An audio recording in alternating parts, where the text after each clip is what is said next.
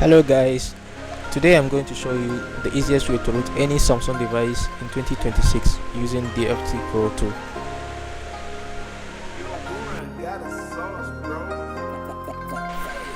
Now before we begin, make sure that your bootloader is already unlocked and the OEM is visible.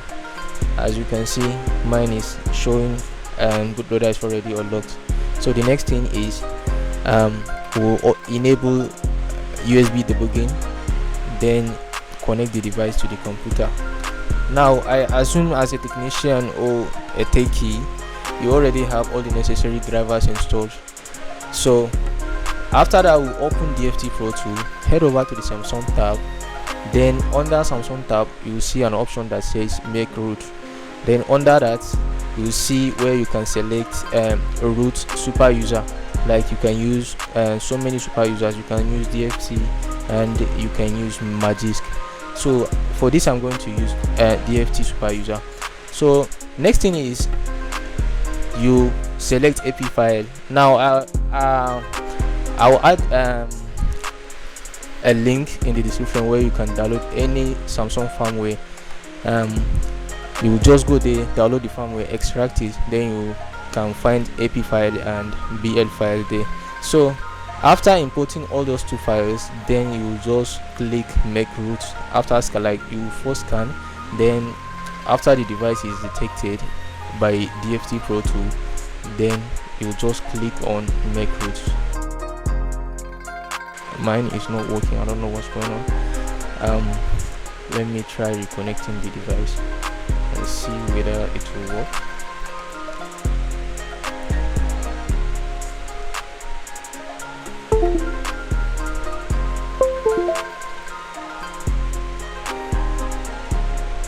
So as you can see, it's asking for a permission now.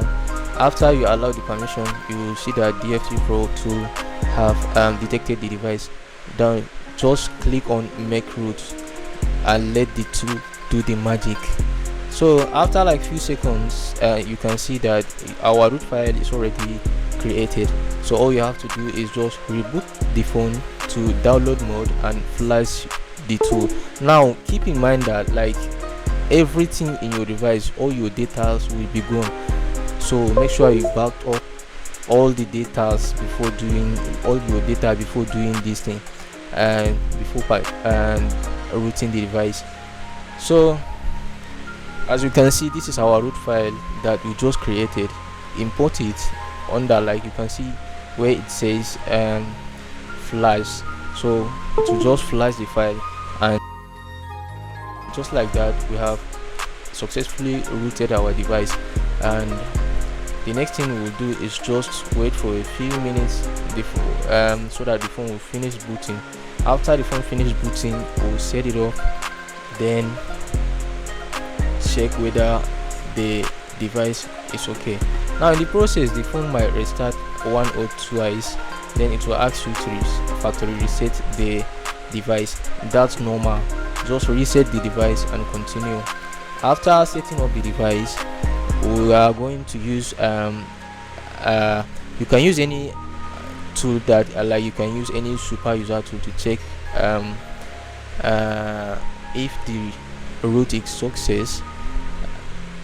For me, I'm going to use some firmware tool to check whether our root is successful or not.